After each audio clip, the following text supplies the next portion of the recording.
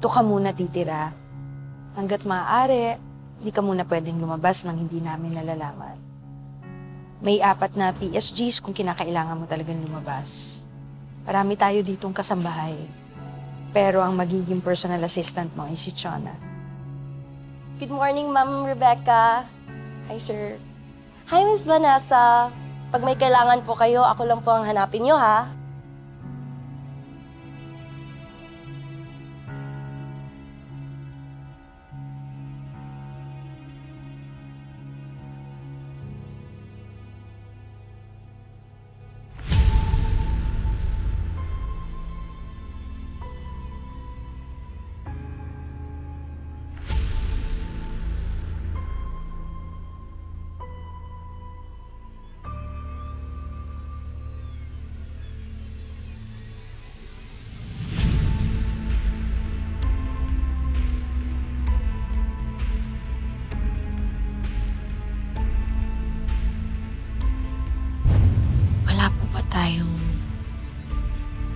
Litrato nung bata pa ako.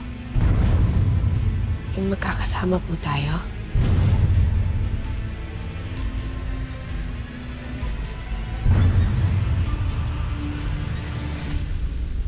Anak, dati kasi dito umuwi ang papa mo nung senator pa siya.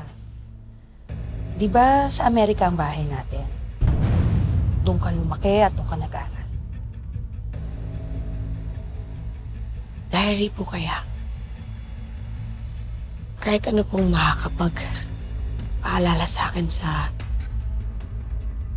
kung sino ba ako. Anak, lahat ng hinahanap mo nasa bahay natin sa Amerika. Lahat ng memories mo nandun. Hindi pa ngayon ang tamang panahon para malaman mo ang lahat.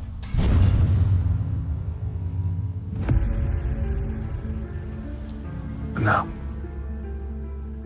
o nga pala, sabi ng doktor, hindi ka pwedeng biglayin.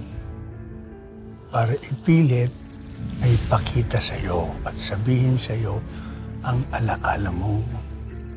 Basta, makinig ka sa amin at magtiwala ka lang. Okay?